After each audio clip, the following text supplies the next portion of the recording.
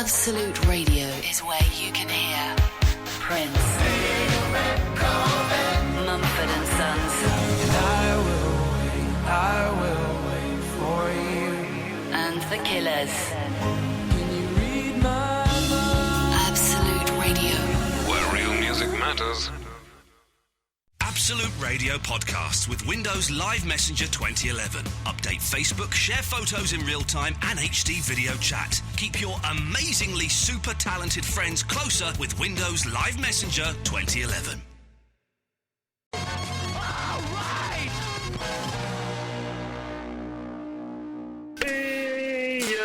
Iain Lee on Absolute Radio.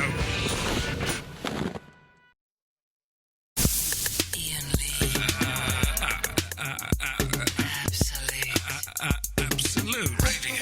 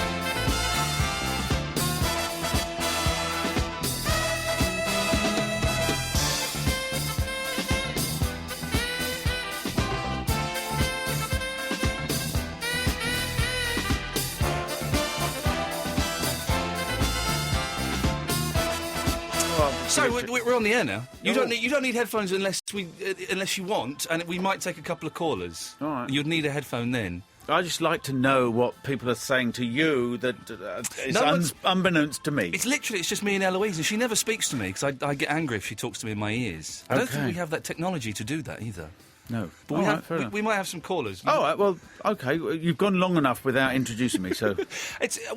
Roland Riveron is in the studio. Hello. I've been bigging you up all week. Well, I just heard on my way in. I heard a little excerpt from the guitarists. I've just finished your book 20 minutes ago, and I've been reading it furiously, and it said that sketch was mentioned, the trial of Ralph McTell. Ralph McTell. Did you write that? Yeah. It's genius. Simon and I. It's actual genius. And we got Mark Knopfler. Lemmy's in it. Gary Moore. Mark King. Dave Gilmore. Yeah. It's brilliant. Yeah, they're all there. I'd never seen it, and it's actually genius. When they can't play the songs because the fingers aren't printed in the book. Yeah, because Ralph McTell published Learn to Play Yourself Guitar, and he didn't use the little pictures, so all of those rock and roll stars are just hampered. How did you get all those people to be in the sketch? Put a call out. Basically, what happened was the powers that be, which was probably John Plowman at the time, or Joan Plowright, as I used to call him. Very, very amusing. He has a man friend. Yes. He probably put the call out and said, "Look, if we phone about 6 or 8 musos, and we get 2, we've got a result." You've got a good sketch. They phoned 6 or 8, and 6 or 8 turned up. Brilliant. And it was destined. Initially, it was going to be, because it's the French and Saunders show, and this was Raw Sex's moment in the show. It's a long sketch for Raw Sex. I know. And Dawn and Jenny said, "Look, we'll give them 3 minutes." Yeah. And it went on for about 7 minutes because they couldn't turn any of the guitarists away. The French and Saunders are in it, but not really. I know, begrudgingly they're in it. Begrudgingly they're in it, but they had to be in it because it's their show. Yeah. And so all these guys, we honestly didn't think all of these guitarists would turn up, but they all said, "Yeah, we'll do it." In fact, Mark Knopfler had flown from America down to Italy to pick up a sports car he'd bought. What? No, he was flying from America to London. It all comes out drinks. This is the story. Mark said, Mr. Knopfler said, "Yeah, I can do it. I'm going to be in London for about 4 hours. And we said, oh, why is that? He said, well, I'm flying from America to London, and then I'm flying down to Italy to pick up a sports car to drive back to London. And he did that while he was waiting for his plane. How cool is that? And I've got to tell you this. go on. I don't know if it was in the book, but we'll get on to the book in a minute. Oh, there's a book. But Lemmy, of Motorhead fame, came on, and he played, and he was glorious. Up until the point where he said, is there any chance I can be paid in cash? Now, this is a BBC Two light entertainment programme, you know, and it's like, oh, Lemmy, I don't know if we can do that. And he said, well, I'll need some Jack Daniels in the dressing room and towels and women. And they went, well, we'll see what we can do. So they got most of that, and eventually they said, Lemmy, the best we can do, mate, we can give you a cheque on the day. So they gave him a cheque, and this is back in the day. This is like 15, 20 years ago. So they gave him a cheque for 700 quid or something like that. And they said, there you go, that's the best we can do. You know, we're going to send everyone else the money in about a year. Yeah, of course. That's how it works. And Lemmy said, oh, well, all right, OK. All right, the next thing we know, we've all finished the show. The show's gone well. There's an audience. We do sketches live in front of an audience for French and Saunders. We're up in the BBC bar, and there's Lemmy trying to cash the cheque. I've signed it on the back. Surely you can cash this over the bar. At the bar. Fantastic. I'd never heard Mark Knopfler speak. It dawned on me this evening. He's got a squeaky voice, hasn't he? He has got a bit of a squeaky voice. But you know when he sings, it's slightly lower, isn't it? It is, isn't it? Yeah. People do that. Is there any chance of a glass with this? Oh, Rats, you know, they're incontinent. And these are stored in cellars, these drinks. I didn't realise you'd be all starry. What do you mean starry? Well, I just know about... Eh? You just know about rats and their bums. Yeah, and there's lots of spillage when you've got dry lips, if you're trying to... There is the book, What the F Did I Do Last Night? Yes. With a look, you see, look, I carry it about in a plain envelope. It's a lovely picture of you with no trousers on. Yeah. It's a brilliant read. I've read it in the last 2 days, and I thoroughly... It only took that long? Well, I'm opening my own pack. I have my own book. Look, Why can don't you hear We've that? got 2 copies here already. Oh, no. Yeah, well, no, we've got 3 copies here already. OK. I need to talk you through some of the inaccuracies. Oh, are there... Now, first of all, did you write this yourself, or did you have a ghostwriter? Well, no, I had... Oh, here we go. Go on, yes. No, can I just say, because he's got to thank you at the beginning, James Rampton, who writes for The Guardian, I think, is it? I'm not sure. He's a very pucker writer. It might be The Independent. Yeah. I might have upset him. I don't know. Anyway, they assigned me James, and we just sort of hung out, and he said, and I started writing stuff. Yeah. We tried doing that thing at the Groucho Club. We were upstairs in the little tiny room, and where he'd have the laptop, and I'd sort of walk up and down, slowly getting more and more inebriated, and he'd type down everything I said, and then he'd go away and write it. And when it came back, it was just didn't really work. And so what we did then, I said, look, I'll write it all, and you just put some words in that I don't know. You make it tidy and put posh words in. Yeah, and he, you know, and he sort of said we need a bit more there, and this is a bit vague and all that. Well, I'm surprised. But it's 100,000 words. I did type every single word. Yeah. Can I just say that? Okay, 100,000 words. You had your little word count going. Yeah, and was I looking forward to the time it said, you know, it started flashing red, saying, you know, book is finished. Yeah. Or you say some bits were a bit vague. How the hell do you remember any of it? Because you're pissed throughout the whole time. Yeah, for 25 years. Yeah. Yeah, pretty much. But I was a really good drunk.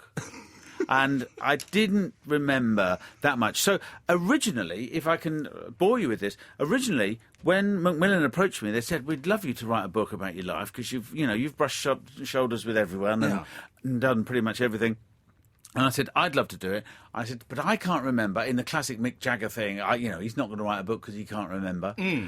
I couldn't remember the ins and outs. So I said, what I'll do is, I hatched a plan.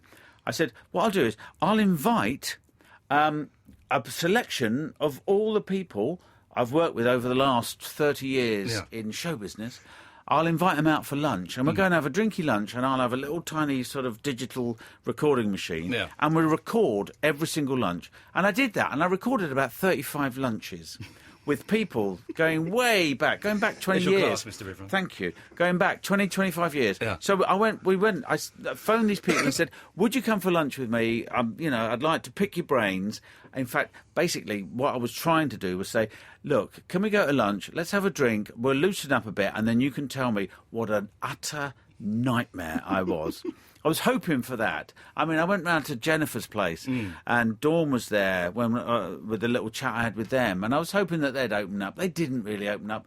They were being very, very polite. Oh, really? Well, yeah, they were. They said there was one moment when Jennifer was going to punch me full in the face. That was when you were dicking around on stage for like 40 minutes. Yeah, just milking the audience, because when Dawn and Jenny did the big tour around the country, Raw Sex opened, and we did 25 minutes, and within about 3 weeks it was 38 minutes, then it was 40, and Jennifer was going, get on with it! But we were going down well, and what do you do? I used to love... If you're getting laughs, do you stop? Of course not, you carry on. Of course you do. I used to love Raw Sex. I used to think Raw Sex was the funniest thing. Ken Bishop and his stepson Dwayne. It was just so seedy and dirty and horrible. One man partially deaf, the other one incredibly inebriated. It's Simon, isn't it? Simon Brint. Simon Brint. Where is he now? Is he still around? Where is he now? He's very still around. He's decamped. He spent a long time, the bulk of his adult life, in the Balls Pond Road in Dalston. Oh, lovely. Yeah, very nice. Which, unfortunately for him, I think it was this is the mistake.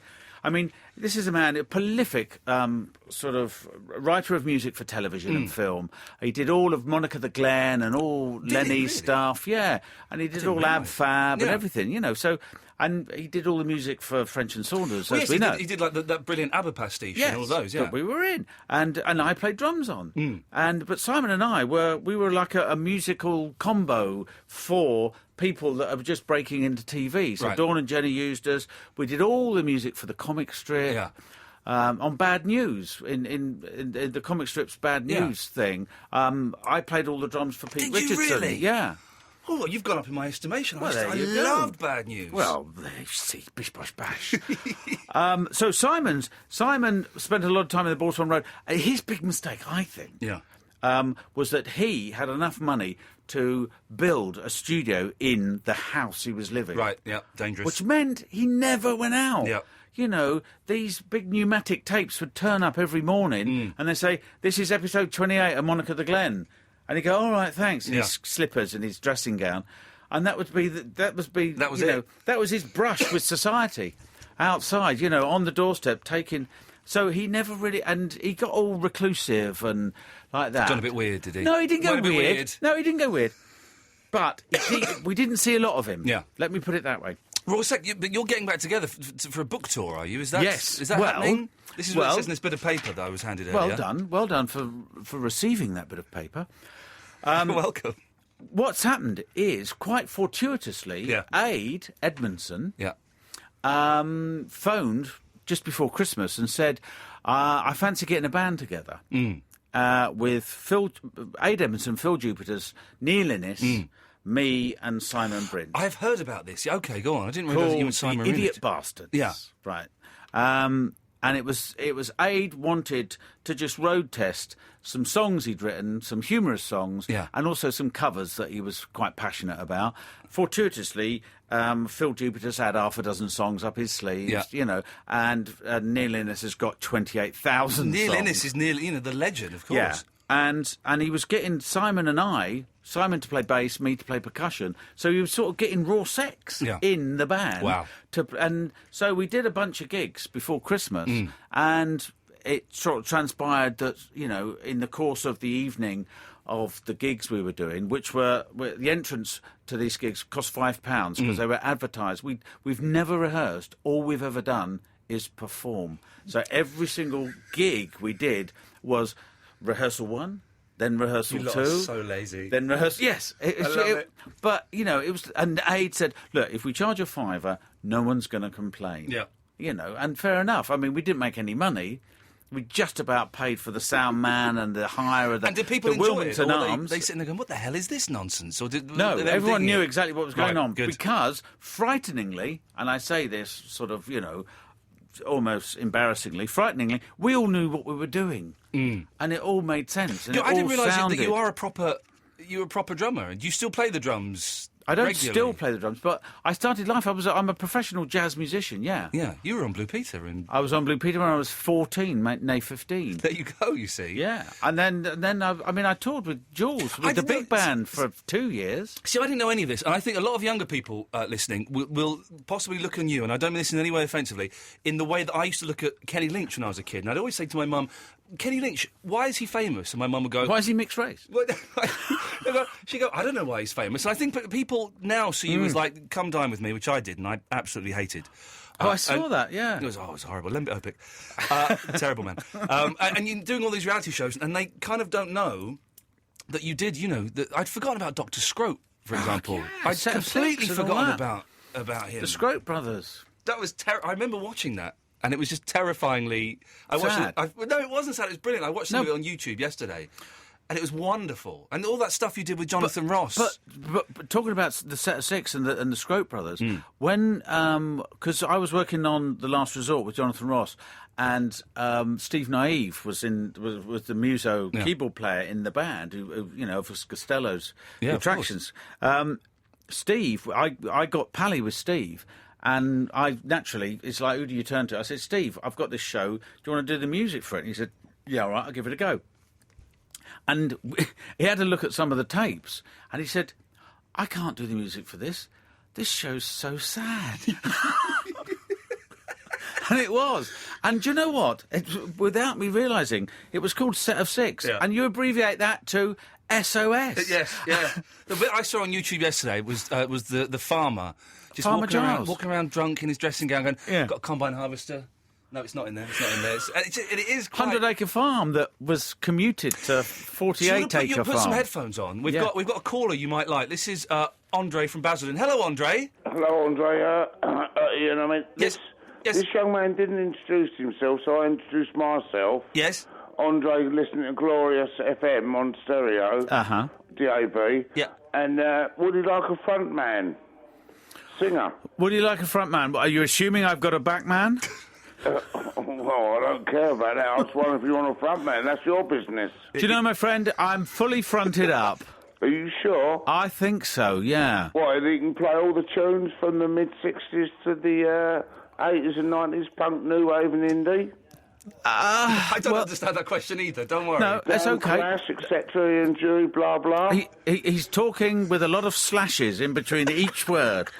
Oh, he can talk a good band, but I bet he can't play it. Oh, mate, get down to Wilmington next Tuesday. We're all there. Me, Aid, not Phil, because he's Spamalotting at the minute. Oh, of course he is. Ian? Yes, Andre. You know when we go to Andre, Paris? Andre, can I ask you a question? Does this next statement in any way have anything to do with our guest? No, it doesn't. Then we'll say goodnight. No, Thank you very all much. I'm going to play some adverts and a song. Are you all right to stick around for another 10 minutes? Is that... I am, yeah. I Okay, thought I was here till 4 in the morning. Oh, you've been misled there. Sorry about that. Duke is This the word. is Absolute Radio. The Christian O'Connell Breakfast Show. Weekday morning. Hearing very interesting. Roland Riveron is here, by the way, dear Hello. listener. He's got his book, What the F Did I Do Last Night? And you just mentioned Cliff Richard. Now, Cliff pops up in your book as well. He does, a few times. Yeah. Yeah, I was just saying, one time, I used to do a show from this very building with Paul Coyte called the Virgin Drive Time Show, which I think, because hence, by virtue of its name, was when people were driving. There was, so it was sort of 5 till 7 in the evening. Quite a prime-time show in those days. And these days still. It's a big gig. Does it still curry favour? It's the second biggest gig. Yeah. We didn't realise it. We took over from little Nicky Horn, and we billed ourselves as two fat men, and they said, don't muck about with it. Nicky's got his name, and you don't mess with it. Where is Nicky Horn these days, I wonder? I think he's on Classic. Okay. God bless him for that. He's still with us. Yeah, good. He was close friends of Princess Diana, but she died, so obviously, the phone calls dried up.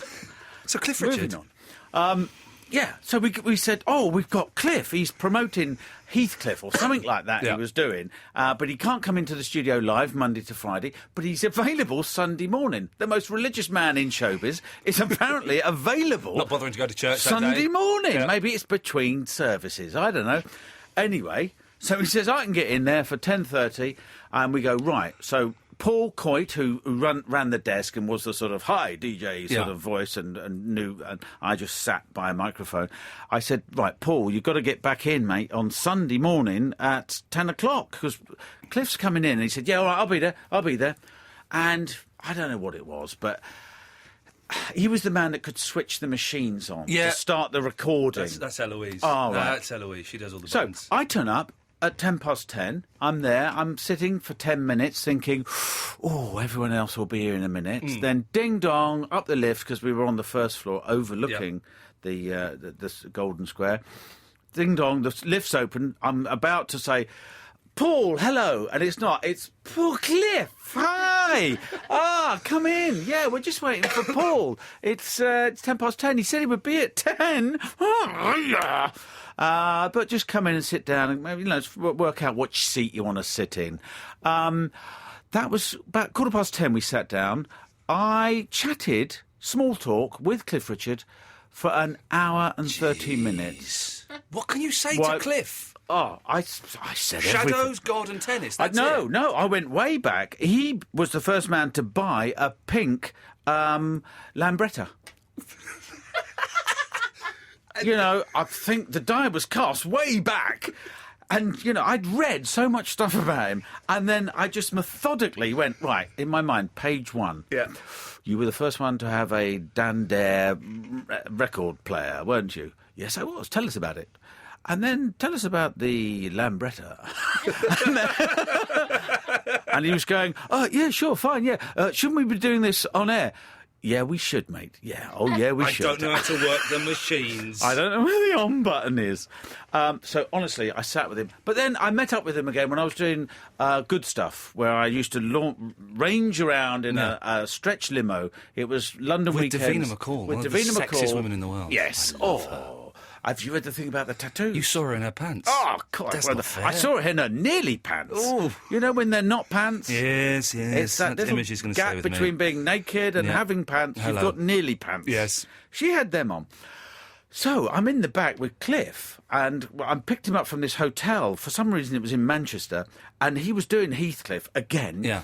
And he was all dressed up. He's got this phobia about getting into costume in the theatre where he's performing. Really? So he would get all togged up in the hotel, and he'd got it down to a fine art. The journey in this cab would take 4 minutes from the hotel to the theatre, and he'd walk in and go straight on stage. He'd count to 10, and then bosh. Heathcliff! And he'd be off. And that'd be fine. And we said, Cliff, can we do much the same thing? You get into your togs. You get all, brassed up. But we'll drive you in the limo and we'll have a little chat. And he said, oh, yeah, fine, OK. Of course, we're in a stretch limo that can't do a lot of the back doubles that his little, Merc exec car could do. So we're driving along, we're having a chat. He's realising we're not going the designated route to the hotel, to the theatre, and he's looking at his watch. He's going, "I'm on in 5." So what are you talking about? Yeah, what do you want to know? And I'm saying, and I'm talking to Steve, the guy driving the limo. He's ex-SAS. He's sort of, he's got a weird sort of twitch. He's not good. He's saying, "I can't get round this corner."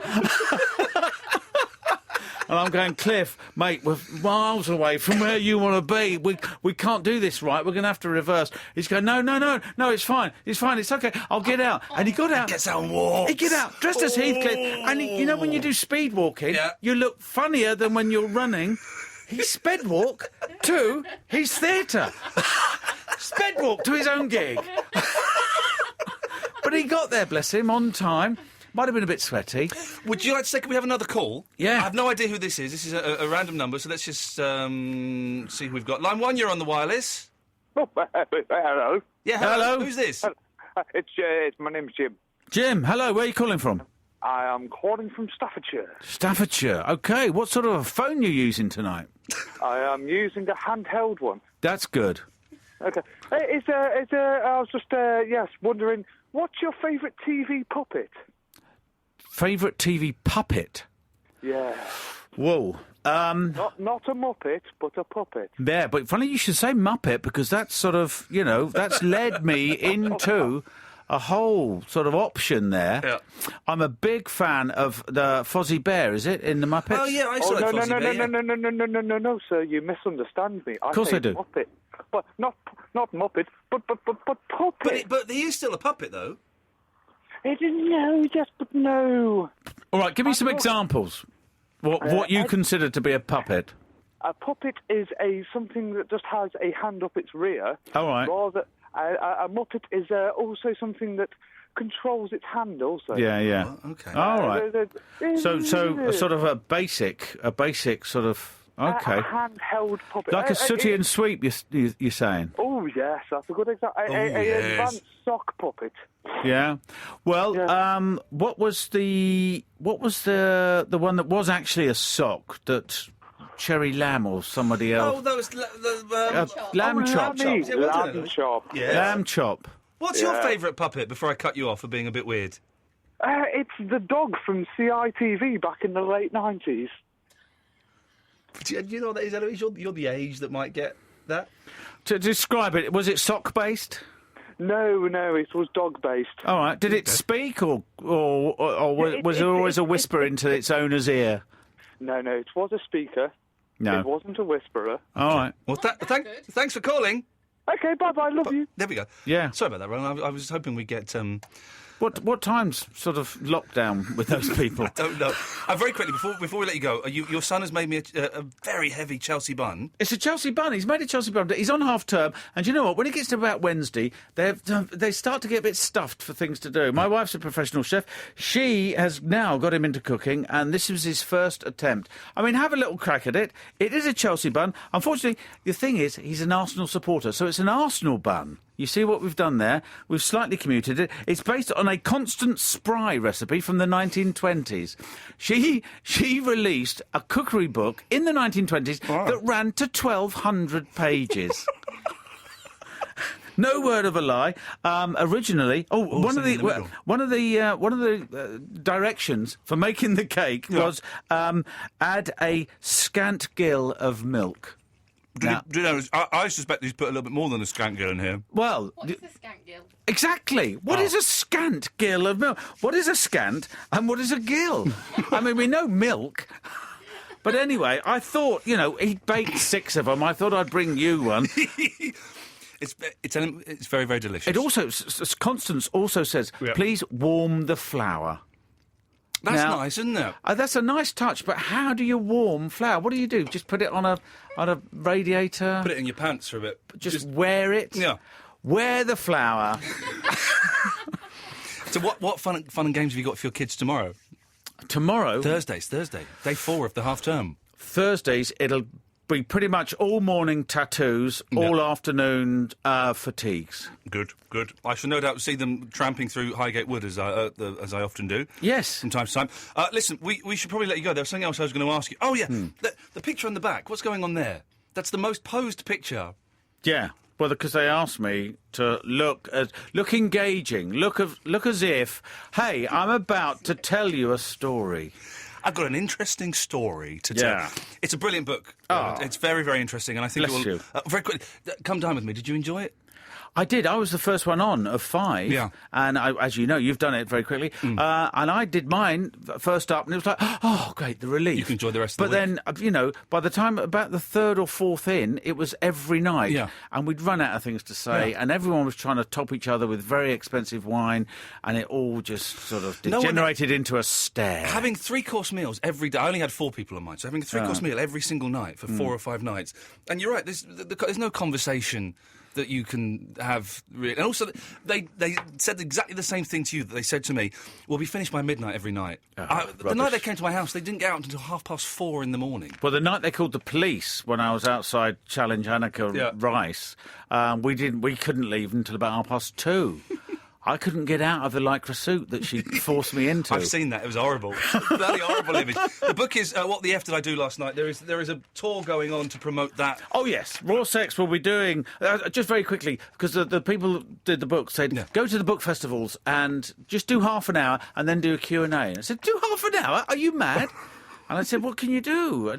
I said, well, people read books. I'm not going to read the book. I said, I'll get the band back. Yeah.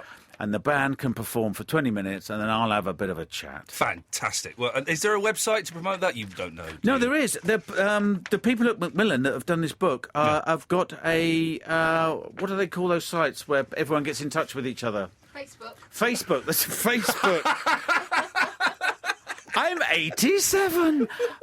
They're setting up a Facebook site that's just purely to do with this. Should we just bail out now because it's getting embarrassing? No, but you get on that site and you log into all of the clips from Raw Sex. Log into. Yeah, and if you get a seat near the front as opposed to one in the circle, you get a much better view. Reverend, it's lovely to talk to you and not just walk past you in Muswell High Street. I shall buy you a cup of tea next time. Now we'll walk and nod. We'll walk and nod indeed. Lovely to see you. Best luck with the book. What the F Did I Do Last Night is out now, and keep an eye out for the tour. We'll have some songs after this. This is Absolute Radio. Fantastic. What a lovely man, Roland River. He lives just around the corner from me. And I kind of often see him on the 134 bus. I'm not giving away any secrets there, I think, by saying that. And often see his wife walking through Highgate Woods with the kids. And we always have a little nod and say hello. And what a nice chat. The book, What the F Did I Do Last Night? We have 2 copies signed to give away. We'll give those away a little bit later on. And OK, 0330 123 1215 is the telephone number if you want to give us a call. It's Wednesday night. Iain Lee, Absolute Radio. Eloise is around. I've assigned her microphone to a different one. I need to put that back. There we go. You right, Eloise? Hello? What? Don't get all mardy just because the guest's gone. I didn't have the thing on. Are you all right? Yes, thank you. He's nice, isn't he? Yeah. Couldn't get him out of the bloody studio, but apart from that, he was nice. I liked him. 0330 have you got anything for the show tonight? Oh, well, I did think ages ago... I forgot the cherries, by the way. I knew that you would, so therefore I think it's a lie. I didn't forget them, but I was being bombarded with tweets saying cherries. I thought, you know what? I'm not going to bring those cherries Only today. because you can't do it. I can totally tie the Well, stalk of now a thing. now you prove that you can't. Tomorrow I'll bring a cherry and I can tie the stalk of a cherry into a knot. I haven't done it for years. It'll take about 5 minutes, but I can do it with my tongue. With my tongue. Well, I don't believe it. Get all you ladies hot at home thinking, wow, if you can do that with the stalk of a cherry, what can you do with the stalk of me? Okay, yes, you're right to pull that face. That was inappropriate. So go on, what have you got? Because I've got nothing for the show. So, a couple of weeks ago, we said that we were going to do a tally on what nationality is the best kisser. We never said that. We did. What are you talking about? We did. I wrote it down. I've still got it written down. I'm sorry, making this Chelsea. Because you had eaten... Sorry? You had kissed. What? I think maybe you said a French girl. No. I can't remember. I've never kissed a French girl. What are you talking? You're thinking of you're having Tim Shaw flashbacks. I've never. No, I swear. I will find the. I'll find the audio then. The nationalities I've kissed are as follows. Follows. An Irish, a half Greek, a few English, a Scotch, and maybe a Chinese. Well, and that's it. Maybe you said the Chinese then. I didn't, because I've never said that on air. Well, I can't remember who you said. I didn't say it, that's why. You did. I will find the audio then. I didn't say it, that's why. Podcasters. Oh no, I've fallen into my Sprite can. Not really, I'm just putting it up to my lips. Podcasters, if you can let us know, please. Hey, podcast person, maybe you listened to that show just yesterday, which means they're probably listening to this show in June. Yeah. But you definitely said that, and then you were gonna get everyone to phone up and tell us they're out of 10 marks on. Okay, well let's do that. Let's do that. I didn't say it, but let's do it. You did say it. I didn't. Let's rate the world. Definitely did. Kiss style. Oh, I need a jingle. Hang on. Let's rate the world kiss style. Which nationality is the best kisser in the world? 0330 123 1215 is the phone number. Maybe you're a foreign person yourself and you'd like to nominate yourself as being a really good kisser. 0330 123 1215. That's not bad, is it, the elephant? Yeah, it's good. Now the boy can talk and he can think. Apparently they can think now at 13 months. They can think and understand what you're saying. So no more swears, can't watch any more violent TV programmes in front of him, can't really play violent video games if my wife's in the room, and not allowed to watch Jeremy Kyle again if my wife is downstairs. But it means you have to go. Like, you're reading the book. You go, oh look, there's an elephant. An elephant goes. There's a cow. A cow goes moo. Oh, hang on, I can do that as well. Hang on. There's a cow. Cow goes. Oh, have a look. There's a horse, and horse goes. Ah, look. There's a wolf, and a wolf goes. There's an audience that your daddy's playing in front of, and they go. But then, what do you do when you get to animals? You can take those calls if you want. I'll address the dear listener. What do you do when you get to the animals like a giraffe? What noise does a giraffe make? Chewing noises. Yeah, I think it's just that. Okay, what noise does a fish go? Yeah. What noise does a rabbit make? Okay, we got me there. What noise? Played this game before. Okay, it's a good game. You're good at this. You'd make an excellent mum to my child. What noise does a hippo make? Aha! I reckon it's something like. It makes a big wet blow-off noise. Yeah, because they're in water all the time, aren't they? You can't. That's you were doing really well up until then. Oh, actually, I've heard them have a fight before. Go on. And it's something like this. They don't scream like that. It is like a bellow. You were like a really crap impressionist then. It's like, and I wonder what Tommy Cooper would sound like if he were stoned at a party. I bet it'll be something like this.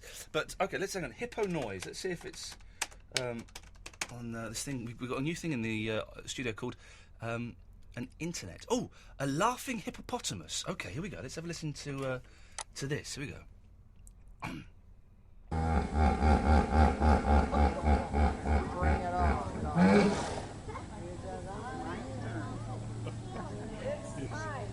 Still laughing at it. Still laughing again. Oh, that was fun, wasn't it? I can't remember why we were talking about that. Eloise, you can take those phone calls if you so desire. 0330 123 1215. Tonight, we are going to settle the argument once and for all, goddammit. Which nation is the best kissers, are the best kissers? I don't think it's the French. I don't think I've snogged any other... I've been quite timid in... did I snog an Australian or did I just dream that? I think maybe I dreamt that. I've never... 0330 123 1215. And also, let's count up a tally of who has snogged the most nationalities. I'll go first. Chinese, an Irish, a Scotch. I think there was a Scotch.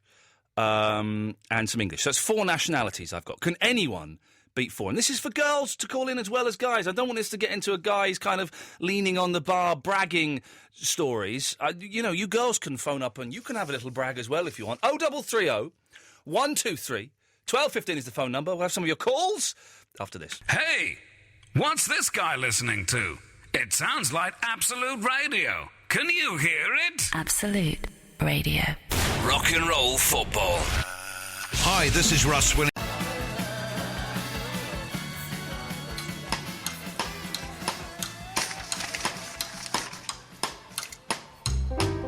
Can I say screw you, Kane Harrison? Can I say that? I'm saying it. I'm saying screw you, Kane Harrison. I have said that I can tie the stalk of a cherry in my mouth with my tongue. I can do that.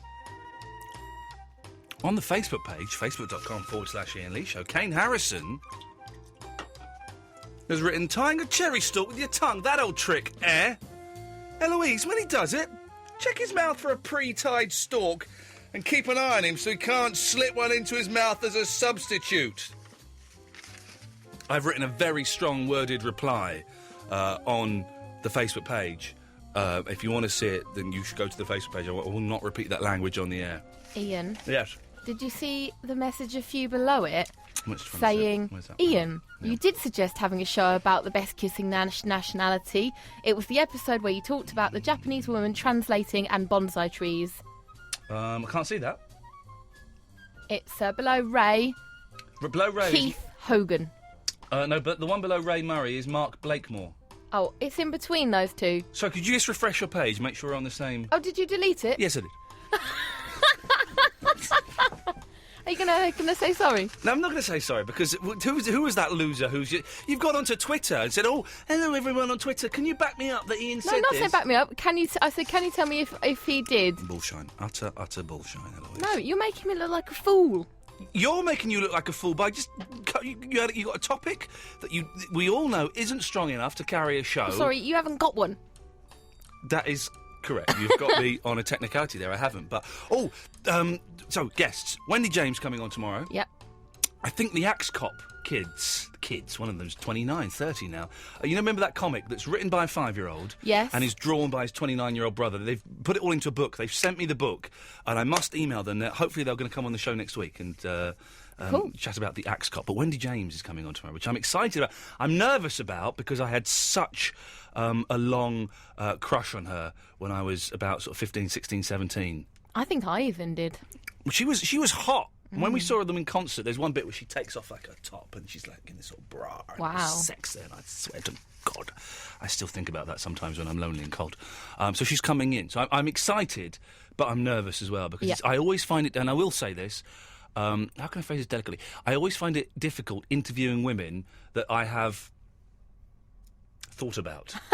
Do you know what I mean? Yeah. But you did it with that girl from Republica. Yeah, I did, but I felt very uncomfortable. And then what I did was during the interview, I kind of said, "Oh, by the way." Yeah, you did say that. I remember editing. I used to Get think. that in. I used to think about you, and I thought, no, as soon as I was saying, I was thinking, "Don't finish this sentence. Stop this. You don't need to tell her what you." Oh my God, you told her! And you could see her face, sort of like she was looking polite and going, "Thanks, thank you. I'm glad you told me that." Oh, jeez. Anyway, 0330 123 12 is the phone number. Let's go to... Oh, look, here we go. Look, here's someone who wants to suck up to Eloise. Yes, Deck, what do you want? I'm a podcast caller. Right. Oh, hello, podcast person. Nice to have you on board. We always literally salute you, and I'm saluting away. And it's like time travelling. It's very bizarre. Yeah. I'm suddenly in the future. Exactly. You've jumped from the past into the future. But by talking to you, I'm sort of gently touching the past with my finger. I've created some sort of parallel lost universe. Be careful! Don't let the thingies cross. Don't let the streams cross. No. I have to sadly agree with Eloise. I think she did. Yeah. So Deck, are you calling on a mobile phone? But can I leave? Sorry. Are you putting his fader down, Iain? Yes, I am. Stop it. Sorry. Okay, Deck. So moving on from that issue. Can I leave myself a message for the future? Oh, yes, of course. Please, this is the thing we offer to any of the podcast people. If you want to call up one night when the show's on, even if you're not listening, and then leave a message for when you... When do you think you'll be listening to tonight's show? Probably about 3 or 4 days. Oh, okay. Some people don't listen to it for weeks. They're weeks behind, but you have 3 or 4 days. Okay, so maybe at the weekend, early next week. What would you like to say to yourself, Deck? She's probably going to dump you, but it'll be all right. Good lad. Deck, thank you very much for that. Although, he's good. Does he know that she's going to dump him now? It sounds like it. Well, then that's not a message. That surely is a message to the past him. Well, that would be a message to his past self. What he needs... No. Oh. Time travel's so complicated. I can never It write is a time complicated. travel film. Hang on. If she was to dump him tomorrow... He's dumped, so that message is void. Yeah. But if she is to dump him the day after he listens to the podcast... Yeah. Then that would be good advice. But it sounds like he knows that she's already probably going to dump him anyway. Oh, So he I'm should have very given confused. he should have given himself that message like 2 weeks ago. So how should he have phrased this? I don't know what he's trying to say. That he can move on. That he'll find someone else. That he will be happy again. It's hard to give yourself a message in the future, isn't it? You don't know what's happening. Yeah. God, it's really messed my head up. The good idea would be, like, a future thing is, if you see, like, that cat crossing the road, walk the other way, or something. But you could only do that. You could only send is a message to your past self. No, it's not. Because you know in the future, Oh. that if the cat crossing. So supposing tomorrow, right, a cat crosses in front of me. Supposing tomorrow, I get on the bus and that bus falls off the edge of a cliff. Yeah. Okay. What I could do tomorrow, after that happened, or what I could do in 2 days' time, is send a message back to me today saying, "Do not get on that bus because Oh, it's yeah. going to fall off the edge of a cliff. Oh, yeah. But I couldn't send a message to myself in the future saying, do not get in that bus, because that bus is going to happen tomorrow. Oh, yeah. So what you could do then is, if you get offered Yeah. a job that offers you £1 million, take it. Would that work? What are we talking about now? Coffee tables. You do that for $250. Let's go to Will. 500. Hello. I've got $325. Will! Hello. Yes! The best kisses. Yes, we're drawing up a slightly offensive and xenophobic chart of the world's best kisses. What nationalities? I have a little list. Oh, okay. Where have you been? Well, let me just give you the list. First of all, the Danes. The Danes Danes. are good kisses. Yes, okay. Maltese are good kisses. Okay. Afghans. Wow. And Germans, but only the ones that look after sheep. You are very, very exotic in your tongue travelling. So, in other words, Danes, Maltese, Afghans, and German Shepherds. Oh, you dirty sod! Go away, Will. We don't know. You filthy. That's not the kind of game we want to play here. No. 0330 123 1215 is the telephone number should you wish to give us a call. It's getting quite hot in here, so I'm going to play a record in a few moments and turn the aircon down. Before that, though, let's speak to Sam Chaplin. Yes, Sam? Hello, how are you? Yeah, I'm all right, thanks. Is that question still banned? Sorry. Well, it is still banned, although I think maybe yesterday I was perhaps a little bit harsh cutting people off. But yes, the question is banned, Sam. I'd rather we didn't dwell. Sorry. You're Don't not. hate me. You're not. I am a little bit. Okay. Okie dokie.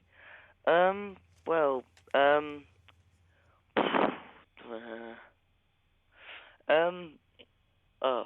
I completely forgot what I was going to say. Oh, for God's sake, Sam Chaplin. If you weren't my only call, I wouldn't be bothered. But you are my only call, so I'm bothered. Come on, man, think! Well, I had a, Would you like me to sing to you? Would that help? No. Just wondering. I had a brainwave the other day. Well, that's today, actually. You know, You don't even know. I suspect it was not a brainwave, Sam Chaplin, as you don't even know which day you had said brainwave. Okay, I'm sorry. I had a thought. Okay. Schizophrenic people. Okay, I'm probably not going to be able to let you go on with the rest of this thought, but go on, yes. No, it isn't bad or anything. It probably is. Well, The fact that you've called them schizophrenia people implies that this is probably going to be offensive and I will have to apologise afterwards. So just think really carefully about do you want to finish the sentence about schizophrenia people?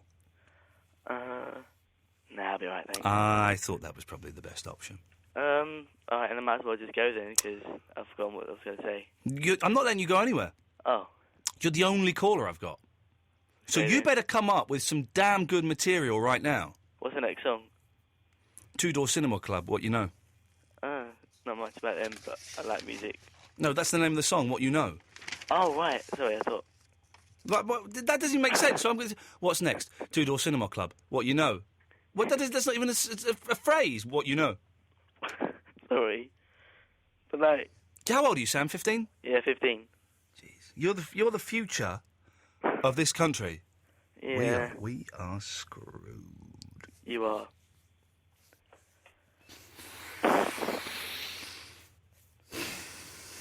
I'm not letting you go until you come up with something decent. Right. I went to London today for a trip with Theatre Train, which is my drama group. Tell you what, stop talking like you're chewing on a sausage and speak clearly. You went to London and... I went to London with my theatre group today. Okay. Can I suggest that your drama teacher has an intensive session with you on diction? Okay. And enunciation. Okay. So you went to London with your theatre group, and what happened? We went to see Love Story. And was it any good? It was okay. Is it based on the film Love Story starring Ali McGraw? It's the basic story that the lady has leukemia in the end. It is. She has leukemia in the end. It is based on the film starring Ali Yes. McGraw, who was Steve McQueen's wife. Okay. And she was very hot in Convoy, the film. I see. Okay. And so this was part of a school trip, was it? No, it was part of a theatre, like my drama group, which is out of school. Right. And that's the best they could take you to was to see Love Story? No, we went to the Globe Theatre. Oh, OK. And we went to the London Transport Museum. And then you went to the Gap on Oxford Street and bought yourself some wicked cargo pants, yeah? No. Oh, that's a shame. You should have done. Went to Pizza Express. I like Pizza. I've not been to Pizza Express for years. Pizza Express. No, I've been to. I'm thinking of Pizza Hut. I've not been to Pizza Hut for years. It kind of gets looked down because you've got your Arcs Pizza and you've got your Pizza Express, which are kind of the snobbier pizza eateries, and they're all delicious. Yeah. But your Pizza Hut's kind of, more for your working person, more down to earth, as much as you can eat buffet, which was, when I was a student, that was a staple diet. And I feel it's kind of, it's kind of frowned upon. And it shouldn't be. They do damn good pizza. Very nice pizza. Okay, so what I'm trying to do, Sam, is I'm trying to engage you in a conversation. We've got another caller. I'm going to cut you off. Let's go to, thank God for that. Jason, where the hell have you been? I was really struggling with Sam Chaplin there. Yeah, I could tell, mate. I had to call back. Thank you so much. Blimey, that was hard work. Well, I know it was, but I guess my call is about, well, Sam is definitely the exception, but yes. it relates to callers in general. Oh, yeah. As well as your guest. Yeah. So, my question this evening is, first of all, Iain, are you feeling okay? I'm feeling fine, thank you very much. Okay, well, that's good, because, to be honest, my overall impression of Roland's banter this evening was not really that much higher or above standard compared to most of the callers that phone in. Right. And yet, you treat most of the callers with disdain and short shift. You're an idiot. You're an idiot. And yet, Roland was treated with complete and utter niceties. Because he's an intelligent man and you're an idiot. Shall I tell you why you're an idiot, Jason? Why is that? Because you've got the radio on, so you're confusing yourself with the 7-second delay. When you get the podcast tomorrow, which you will do, and listen to yourself, you'll realise you're leaving gaps where there don't need to be gaps because you're confused by the delay system we have in operation. Ipso facto, you is an idiot. Okay, well, I'm also doing something else, Iain, but yet again, you're kind of living up to my point of treating callers with disdain. I'm treating you with disdain because you're an idiot. Turn the radio off and then we'll have a conversation, you muppet. Okay, well, I'm having a conversation with you now. No, you're not. Turn the radio off, not down. Off. There is a 7-second delay. You are not intelligent to have a conversation whilst also listening to a 7-second delay, as you have proven by there being huge lumbering gaps in your sentences. Well, there's no lumbering gap in my sentence now, Iain, is there? You're just somehow shouting a little bit and yet again living up to the reputation of treating callers with disdain, as opposed to... Have you switched the radio off? Yes, as opposed to... Now we can have a conversation, Jason. So what's your point? Well, my point is that Roland's quality of input to your show this evening was not that much better than most of the callers that phone in, and yet... Could you stop that beep? Could you stop that beeping in the background, please? I can. Thank you. Okay. And the radio's still on. I can hear the radio. The beeping stopped. And the radio's still on. The radio is off. The radio is off. Okay, I could still hear it, but okay. I'll tell you why I treated Roland with respect, Jason, and why I treat idiots like you with the contempt and the disgust that you well up in me. Roland Rivron has been performing in comedy for about 35 years. Yeah. He has worked with Jonathan Ross, he's worked with Jules Holland, he's worked with French and Saunders, he's worked with Bad News, he's worked with the Young Ones. He has worked with some of the greatest people in British comedy. He has been responsible for some of the greatest British comedy, and that's why I treat him with respect, Jason, because he deserved it after 30-odd years making brilliant comedy. Okay, you are just a little oik that's phoned up, hasn't got the intelligence to switch the radio off, doesn't know what a 7-second delay is, has a beep on in the background, and is a bit of a dick. That's why I'm treating you like an idiot, Jason, because you are an idiot. You do something decent. You do something decent for 35 years. I might give you a bit of respect. Iain, you're talking about 30 years of comedy input. Well, I'm talking about his input to your show this evening and the sycophancy that was going on, as opposed to just abuse that you give to callers. Jason, it's astounding to me that you can be so hypocritical with the quality of input from a guest. Hypocritical is the wrong word, Jason. Well, use the right word so we can have a conversation. You treat callers with absolute disdain and disrespect. Hang on 1 second. And Simon, yet, shut up. And yet, shut up. No, shut you're up. telling me to shut up. So yet you're again, you're treating me with disrespect. Jason, because you're a horrible, rude idiot. Simon. Hello. Now, Simon, you're an idiot. Have I ever treated you with disrespect? No. There we go. You see, Jason. Simon's a regular idiot. I don't treat him with disrespect. If people deserve the contempt, they get it. Jason, you deserve it. If you don't like the show, don't listen. Simple as. Okay, I enjoy the show. I'm you making enjoy a comment based on the fact that you have somehow decided to not make any comments towards Roland's sort of lack of any real. I thought he was very funny this evening, very entertaining. Oh, really? I do. Yeah. To be honest, I found some of the callers equally as funny this evening, and yet you've treated most of them badly. And Roland, you sucked up to. Because I thought Roland was being funny. Roland has been doing some excellent stuff over the last 30 years. All of the callers. I'm talking about tonight. I thought he was very funny tonight. You're talking about 30 years. No, Jason, comedy, I'm not. Talking about this evening. Jason, you're not listening to me. Jason, you're not listening to me because I thought he was very funny tonight. Jason, have you put the phone down? Is he just put... Well, let's call Jason back, shall we? We're not gonna... Jason's just put the phone down. I do like a good argument. Shame we're not getting a good argument, but I do like an argument on the radio. Let's...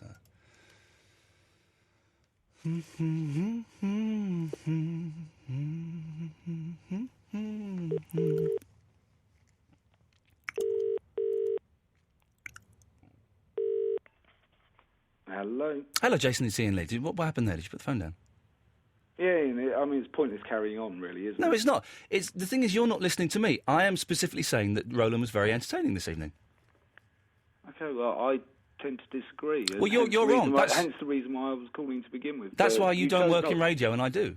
Yeah, well, I understand that you work in radio. Yeah. I mean, I'm a caller into your show, but you're treating me with the same disrespect as you treat most callers. Because you're a very rude, idiotic caller. Absolutely not. I've been absolutely lucid with you and tried to express an opinion, and you've chosen to ignore it. And let's just agree because you're wrong. Differ. No, let's not. Agreeing to differ is a coward's way out of an argument, Jason, no, as you well know. I've made a valid point. You haven't, though. You have expressed an opinion. You haven't expressed an opinion. Name me some of the things that you found particularly fascinating and entertaining that Roland delivered this evening. Okay, I enjoyed his story about Cliff Richard. I enjoyed hearing his stories about working here when this was Virgin Radio, as that relates to our heritage. I was surprised to find out that he did the drumming for Bad News. There's 3 things off the bat. Okay, well, having listened to all of those, I found the Cliff Richard thing a bit of a kind of Ligger type effort. I didn't find it particularly Jason, fascinating. I'm not. But the thing is, Jason, here's the thing. Okay, I am not interested in your point of view. And also, this is the dullest call that we've had in weeks. And if you think I'm rude to the callers... Why phone me back, then? Why phone me back? Because you hung up like a coward. Why phone me back? I just answered the question. It's the dullest call ever. I just answered the question. Iain, I phoned back in, having been phoned back I just answered the question. Jason, you asked me a question. Because you didn't have enough callers this evening. Jason. So I called in. So hey, Jason. You called back because of that, because you don't have enough people to speak to I've got 4 people queued up. Here's the thing. Well, speak to them. Let me go. No, here's the thing, Jason. He's going to put the phone down again like a coward. No, I'm not. I'm just waiting for you to hang up. Let me answer the question again, and you can respond to that. Yeah. Why did I call you back? Because you hung up like a coward. Have I got enough callers? Yes, I have. You know what, Jason? Sometimes when I say I haven't got enough callers, guess what I'm doing? I'm doing a little bit of an act, because this is a radio... What's the word? Show. It's a show, Jason. Now, if you don't like the way I treat the callers, which is how I've always treated the callers here, how I treated the callers at LBC, how I treated the callers at XFM 10 years ago, it's the act, and it's an act. If you don't like that, then go and listen to Clive Bull on LBC. Go and listen to Ian Collins on Talk Sport. OK, you've ignored my question. What was the question? Ask the question, because I answered a question that you gave me. Go on. Why has your treatment of your guest this evening been out of context with the show. I just answered that and question. The way you treat callers. I just answered that question, Jason. If you can't listen to the answer... No, you haven't. What you've just done is reiterate the fact that you've pointed out the obvious to me, which is I understand the format and I don't think the you way do. The show works. I understand it perfectly. I don't think you do, but OK, let's assume you do, but you don't. I'm trying to hold you up as to why you've treated a guest so significantly I've answered the differently question. to the general spirit of the show. I would have thought that you would have conducted yourself in a similar way to the way you treat callers. Jason, I've answered the question. No, you haven't. OK, shall I answer it again? Give me the question in a succinct question. Okay. Just so we both know where we're coming from here. Okay. Why have you treated your guest this evening in such a significantly different way to how you treat callers? OK, that's the question. OK. Yes. Because, and I have answered this before, I'll answer it again, because I like Roland Rivron. I know him a little bit to say hello to, and he's a very nice gentleman. Because of his 30-odd years playing a significant part in British comedy. And because I thought it was interesting and funny this evening. I have treated the callers the same way I've treated the callers for the last 10, 12 years that I've been doing radio. Okay. So that's answering your question for, I think, the third time. Okay. Well... If you don't like the way I treat the callers, which is how I've been treating the callers for 10, 12 years on radio... I don't like the way you treat if the you callers. don't like, if you don't like the way... You're missing the point, Ian. You're very much missing the point. Well, Jason, could you tell me the point? Because I'm obviously being stupid. If the show is an act... Yeah. And it is a show, as you've... It is. It's a radio show. It's a show.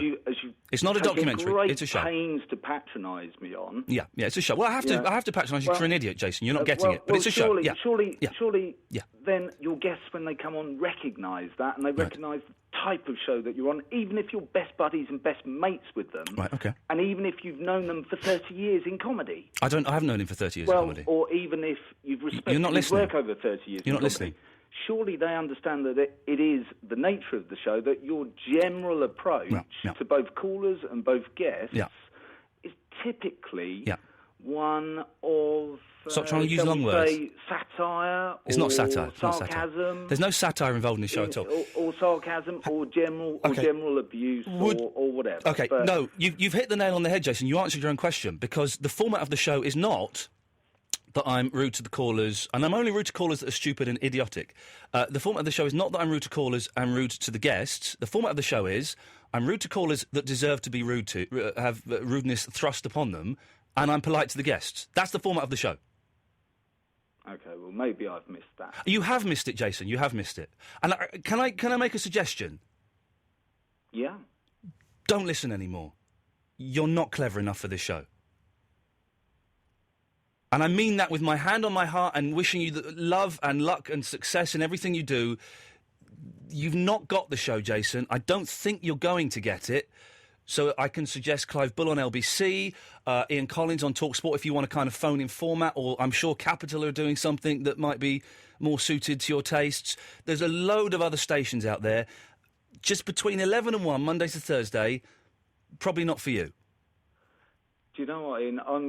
I'm going to say one thing which hopefully will change your opinion on that, because ultimately the reason for my calling this evening was to clarify a point, and you've clarified it. Excellent.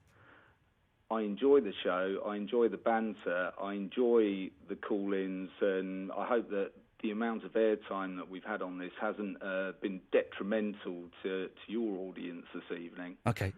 You're making me very uncomfortable using words that you wouldn't normally use. Why can't we just have a conversation? So, no, all I'm saying is that I'm disagreeing with your advice about not listening to the show. Well, then please, then Jason, I do enjoy, and you obviously don't, Jason. You don't enjoy the show. Can I suggest you don't call in again? That's fine. I'm happy. Excellent. Thank you, Ian. You're welcome. Good evening.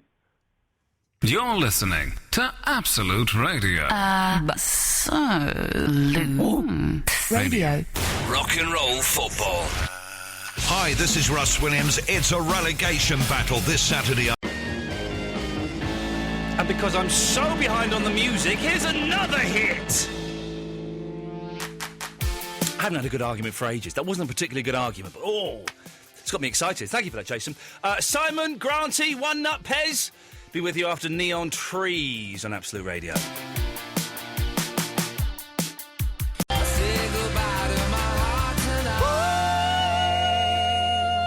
I've had some very amusing texts I don't know if... Can I read any... Let me see if I can read any of these texts. You sound like a bell end, Ian. How do you not cringe when you listen back to yourself doing this crap? I don't really listen back to it very often. Occasionally I will, but not really. The man's right. You are an arse-kissing twit. You know you are. The W word. W word. The W word. Your desperation to try and get a job with the CBeebies guy yesterday was hilarious. That was a joke! No, it wasn't. Desperate, stupid C word, right? Now, they've called me a desperate, stupid C word. They've spelled stupid wrong. There's not two O's in stupid. There's no O's in stupid. And by that, you've turned into the stupid C word yourself. Ian, I'm going to talk sport. I've not enjoyed much of your work since the 11 o'clock show. That was 12 years ago. Kept trying to listen, got the concept, just can't take to the show. Steve McQueen in Grangemouth. Well, if you fair play, Steve. If you have been listening for the last 10 or so years to the various other things I've done, and you've not got it and you don't like it, I will let you go happily because you have at least put the effort in. Yeah. You've at least had a go and Still thought. don't know what they tell us though. Well, I don't mind if he's given 10 years of his time trying to get the Iain Lee Act and just not been able to get it. Then go run. Be free, my child. Be free. You've put the work in. It didn't pay off. I appreciate you making the effort. Simon's in Swansea. Hello, Simon. Good evening. Good evening. It was all started as a lovely show. I was full of enthusiasm, and then it's all got a little bit tense. It's quite funny, actually. It is quite funny. I do like an argument on the radio. I've not had one for ages and ages and ages. I like it when people are up to the argument, and that lad wasn't, unfortunately. But never mind. And he put the phone down. He put the phone down and he said, let's agree to disagree. Those are the two most cowardly ways out of a conversation. He put the phone down! Yeah, what a tit. Well, I wouldn't say that, but yes. Hello? Well, he was, wasn't he? He was, yeah. I wouldn't say it, but I would agree with you, yes. But as well, 10 years trying to get the Iain Lee Act. Yeah. That is... You should send him some sort of certificate. Or, I might do. Medal. I'll send him some tapes of the show. That might... No, hang on, that would be inappropriate, but... Yes. Oh, had a very interesting... Oh, what? Go on. We've got 2 copies of Roland's book to give away. I've completely forgotten. Oh. Do you want one? What do we have to do to the next... yeah? You just got to say, yes, Ian, I want one. Yes, Ian, I want one. Well done, Simon, you've won it. We've got one more copy of the book to give away. OK, right, so, what do you want now? Did you get my tweet last week about Phil Jupiters? Oh, yes, you bumped into Phil Jupiters. Was he doing Spam a lot, was he? We went to see Spam a lot, and we walked around the back of the theatre, and he popped out, and I went over to ask him, because you'd mentioned him a few times. Yeah. And he said, whenever you want, just give him a ring and he'll phone me from wherever he is. OK, yeah, he did, because I bumped into him... listen how show busy. Yeah, we are. I bumped into him this morning and said, you must come on the show. And he said, yeah, all right. Yeah. So I will send him an email and I will get him on the show maybe next week or the week after. Yeah, no, he did say. Yeah. And the second thing is that I took my girlfriend out... Well, I took my girlfriend out this evening to a Dino Martini show. Now... what? Yeah, it's a Dean Martin tribute, but he does Paolo Nutini, Frank Sinatra. Hang on a second, I'm just going to take a call at random. Line 4, what do you want?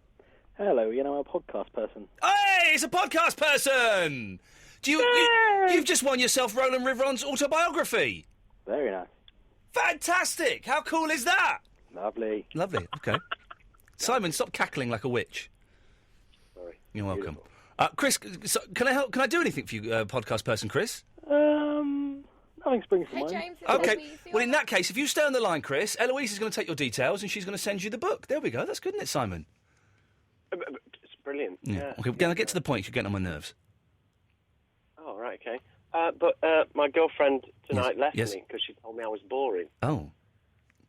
She's got a point. Why?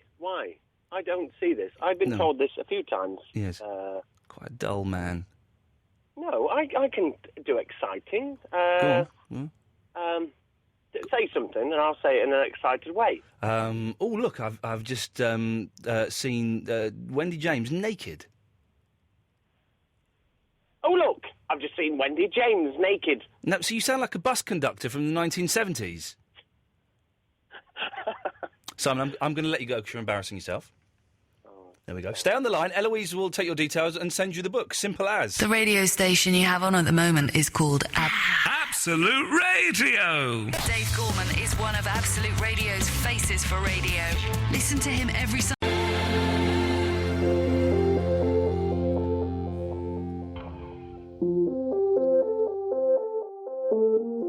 I think we all just need to calm down a little bit. Everyone just calm down a little bit.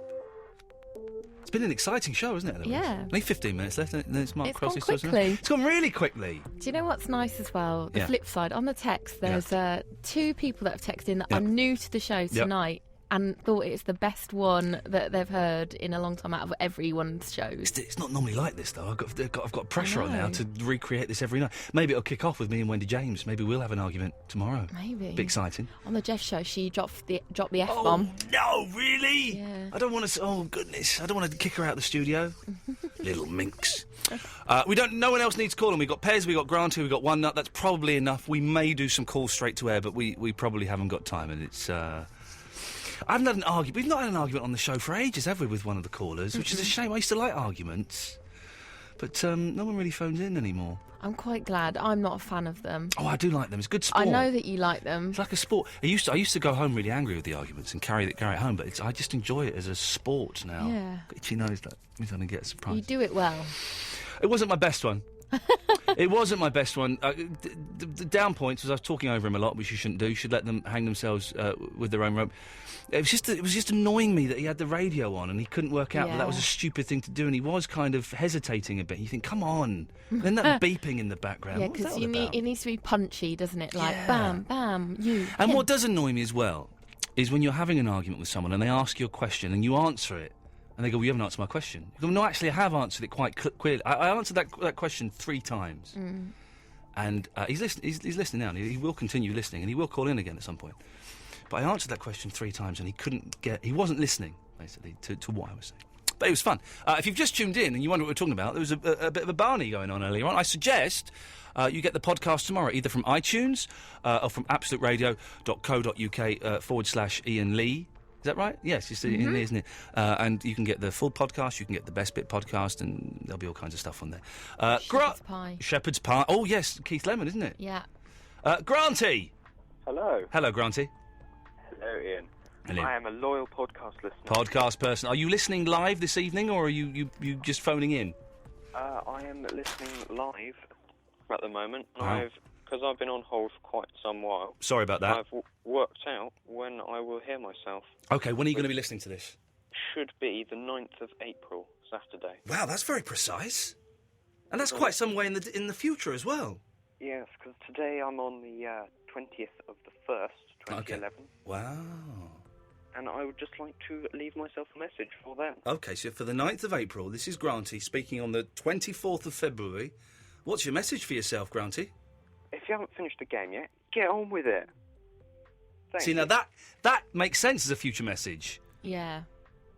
Get on with I it. still can't grasp No, it. I'm struggling, but that makes sense, because if let's say on Saturday, to make it a bit closer, so it's Wednesday, and if on Saturday he still hasn't finished the game, get on with it. But if he has finished the game, Oh, so it's like It's a fine. memo to myself. yeah, from the past. Maybe it should be that then. Huh? Memo to myself, because it makes it sound more. No, it hurts my head. You're hurting her heads, Granty, but thank you for that. All right, thanks. Cheers, Bye. mate. There we go. Well, nice chap. Listen, when people are nice and intelligent, I treat them. On the phone, he's a bit psyche to me. It is a bit of an idiot, but generally, and if people are idiots, then I'm rude to them. Pez. Hello. Hello, Pez. How are you? Oh, woo. You alright? Oh, again. Too late. good little get out there, It's fella. Well done. clever. Well done. I like that. You did well. Yes. Oh, God. Right. Yeah, I just want to say really quickly. And also, I did lie in that argument as well. You should never lie in an argument. Did you? What did you lie about? Well, he said you didn't have many calls, so I called back. And I said, we got loads of calls. And we did have loads of calls At that time, that point. but previously we didn't have any calls. Yeah. So once you lie in an argument, you kind of, lose a bit. We did have, but I knew we would get calls back. I'm never worried. We've never had a show where no one's phoned in. I'm never worried about getting calls. So that's perhaps what I should have said. I'm not a charity case, so I don't need to phone in. Anyway, Pez. Yes. Yes, Pez. I'm angry with myself, not with him. Just for anyone. Yeah, I was listening. Well, I'm losing the plot today. Anyway, what I was going to say is every phone call I've ever had with you was very pleasant. So I just wanted to say that guy was the P word for the male appendage. Can we say that? I don't think. To be honest, he said he's been listening. I don't think he's been listening. I don't think he's listened that much, really. No. I think we'll leave him then. I don't. Oh, I think he had. Yeah. Yeah, because he was telling me that he loves the show and stuff, but people say that. People phone up. People phone up radio shows. He knew who I was before I even said my name, though, which is. Fair play. He's listening now. He'll call us again at some point, and we'll have another argument. Anyway, Pez, you need some medical advice. Is this correct? Yes, that's what I was going to ask you. Yeah. Right, I've been given some pills for anxiety. Okay, can I just say that legally, any medical advice I give out, I lost my medical licence several years ago. So any medical advice I give, I'm not allowed to go into the reason. Let's just say she looked older than she was. No, I'm joking. I cannot. I did an inappropriate joke. I take that back. Okay, go on. But yes, I can't. But go on. Right. In that sort of department of medicine, how long do they usually take to start working? Jesus, he actually wants medical. Genuine medical advice. Does it not say on the packet? Read the packet. Or, I don't know, here's an idea. Ask your doctor, Pez. Call it that Nomad thing. What is it? Or NHS Direct, they'll phone tell up you. NHS Direct. There we go. That's good, yes. Oh, I've got a quick one then, really quickly. Okay. What's marzipan? Right. You got what? Marzipan. Marzipan? No one. If your doctor's written you a prescription for marzipan, let me tell you, it ain't going to do nothing except leave a nasty taste in your mouth. Yeah, it's disgusting. No, marzipan. Oh, yeah. Oh, you say it posh. I say temazepam. Temazepam. Yeah. Is that better? Yeah. Yeah. Now, I need to sleep. Right. Now, if I take 2 of them now, yeah, will I wake up at 7:30 for work? Okay, listen. Now you're talking like serious, proper prescription drugs, which I can't give you advice on. All I can tell you is my personal experience, okay? I took temazepam years ago, and one of them would knock me out. One of them would knock me out in 15 minutes, and I would sleep for 8 hours straight. Now, Pez, when you said you wanted medical advice, I thought you meant you were going to ask about piles or something. Comedy medical advice. Yeah, that's what I was thinking. Legally, and within the laws of the land and the rules of Ofcom and all that, I cannot, Pez, give you medical advice about proper hardcore drugs. The softer drugs, I can talk about them easily, but I can't give you medical advice about that. But I can relate my personal experience. If you wanted to talk about Vicks Vapor Rub, exactly, I can talk about that. There's no tomorrow. I'll tell you what I'll do. I'll put on Who Framed Roger Rabbit and I'll just get in bed. There we go. I think that's probably the way to go. If you listen, go and talk to your doctor. Of course, I can't give out medical advice. I could lose my job. Have I done enough? Have I done enough to get out of any potential trouble there? Yeah, definitely. Okay, listen, I was just relating a personal experience, and I've mentioned this before, and I took temazepam to go to sleep, and I would never, ever give out medical advice on the radio with people listening. One note, we've got 30 seconds. Hello, Ian. I'm not going to ask you who you are because I don't care. Good. See, that's the premise of your show, isn't it? Well done, you see. Congratulations. See? Yes. Idiots like that. Yes. He's never listened to your show before. No. It's just stupid. There we go, you see. And you're not stupid, are you? Well, no. No. Now and then. You know how it is. But is that it? Yeah, brilliant. Good. There we go. Simple as that. A nice little show. Roland at the start and an idiot in the middle. And it's been a wave of emotions. It has been everything. Because to be honest, I thought the last 2 shows have been a little bit flat. My fault entirely. Partly the listeners' fault, but mainly my fault. And then I had a nice lunch with my friend James, who listens to this show and keeps texting me saying, "Oh, this bit was good. This bit was good." And he's inspired me to kind of stop being so lazy. I was off my face on painkillers yesterday, if I'm completely honest. You saw me slurring my words. Yeah. I haven't done that in years. I came in and she went, "My God, Ian, you're slurring your words." I said, "Oh, no, don't tell anyone." You really were like that as well. I said, if I concentrate, I can speak properly, but I don't want to concentrate. Mark Crosby, Stills, Nash is up next. Thank you, Eloise. Bye. Thank you to Roland. We're back tomorrow at 11 with Wendy James.